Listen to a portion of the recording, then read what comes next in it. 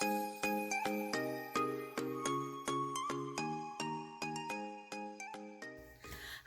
it's time to read with Aunt Gomita. Es hora de leer con Tía Gomita. The story that I bring you today is from the Little Classics collection. This collection allows your child to rediscover the wonderful characters of beloved classic fairy tales. This time we're going to read Hansel and Gretel. So let's see what's going on with these two little kids. But first, subscribe to my channel, give me a like, and share my stories. Let's start. Once upon a time, deep in the woods, lived a woodcutter with his wife and his two small children, Hansel and Gretel. Their father loved them dearly, but their stepmother wasn't nearly so kind. She wanted nothing more than to be rid of the children. The woodcutter was very poor and had very little food to feed his family. One day, his wife confronted him. She insisted that the only way that they could survive would be get rid of the children. She came up with a plan to abandon Hansel and Gretel deep in the forest.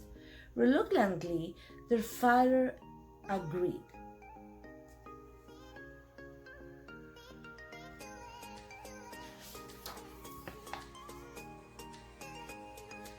The woodcutter and his wife did not know that the children were in the next room and had overheard the terrible plan. Gretel was scared and turned to her brother. "What will we do?" she cried helplessly. "Don't worry, Gretel. I'll think of something," said Hansel. That evening, Hansel thought of a plan. After everyone else had gone to bed, he quietly snuck outside. Hansel collected as many white pebbles as he could find and placed them in his pockets. When his pockets were full, he crept quietly back to bed and fell asleep.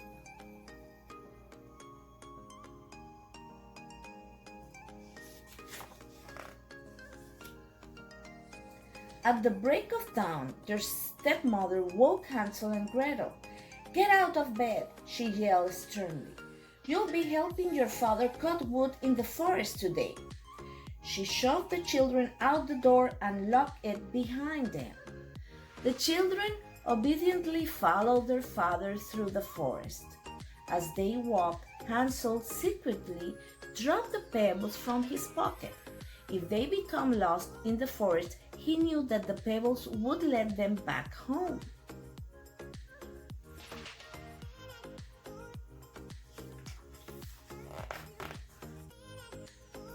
After walking for a long time, their father stopped in a clearing. "Children," he said, "I need you to collect as many twigs as you can. I'm going to cut wood nearby. I'll be back soon to get you." And with that, their father left them. Hansel and Gretel did as they were told and collected all the twigs they could find. Then they sat down on the forest floor to wait for their father. When dusk fell, Hansel and Gretel began to get worried. They sadly realized that their father was not coming back for them.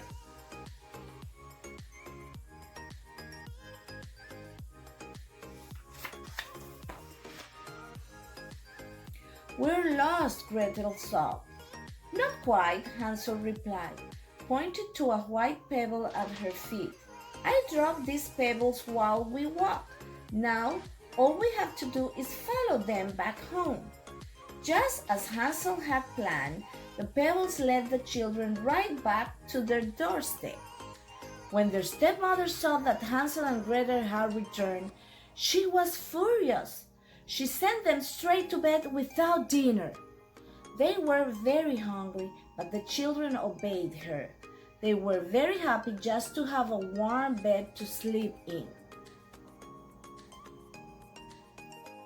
The next morning, their stepmother woke the children. She ordered them to join their father outside, just as they had done the day before, and gave them each one a slice of bread.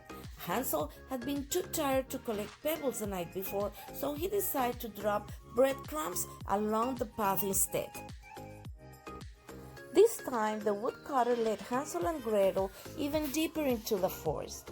He asked them to collect the stones and promised he would come back for them. As they waited for their father to return, the tired children closed their eyes and soon they were fast asleep.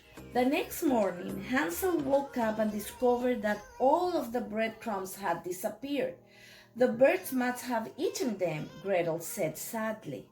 As they tried to think of a new plan, a bird landed nearby and sang a sweet song. The curious children followed it and soon found themselves standing in front of a magnificent gingerbread house. The hungry children couldn't resist the delicious aroma and soon began to nibble on the walls. Suddenly, the door creaked open and an old woman stood before them. "Hello, children. If you're hungry, there are plenty more treats inside the house," she said kindly, beckoning them inside.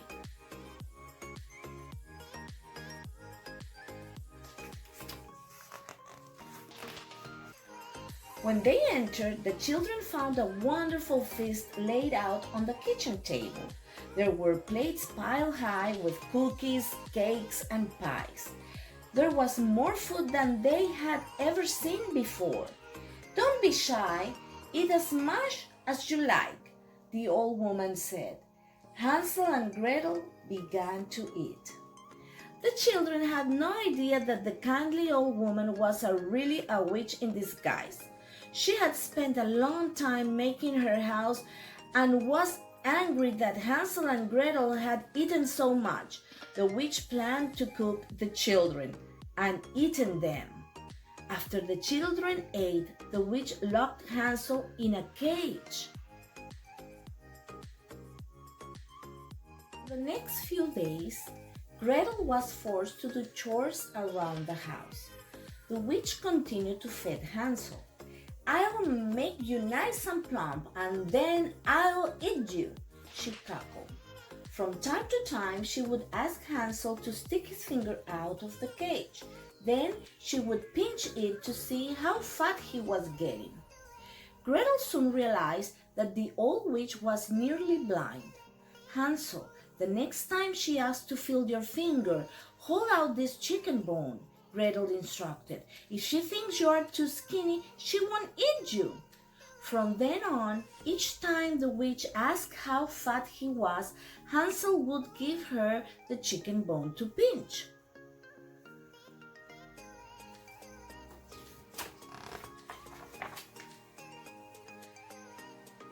The witch grew impatient. Finally, she couldn't take it anymore. "Skinny or fat, I'm cooking you today," she told Hansel. "Gretel, light the oven." Gretel sweetly asked the witch to help her. As the witch leaned in to light the oven, Gretel pushed her in and slammed the door shut. Then Gretel ran over the cage and freed Hansel. As they were about to head out to the door, Hansel noticed something glittering in the corner of the house. It was a treasure chest full of gold coins.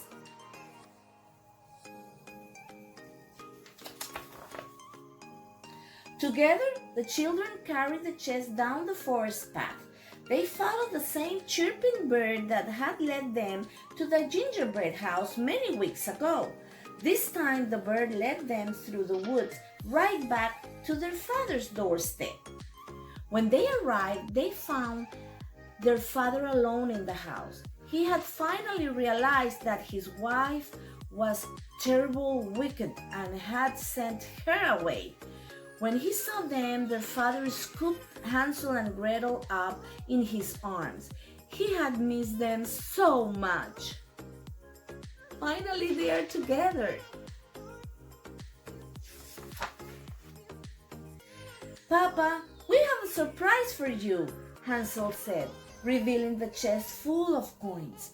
Their father was overjoyed and they lived happily ever after. And colorín colorado, this story is over. I hope you like it. Bye.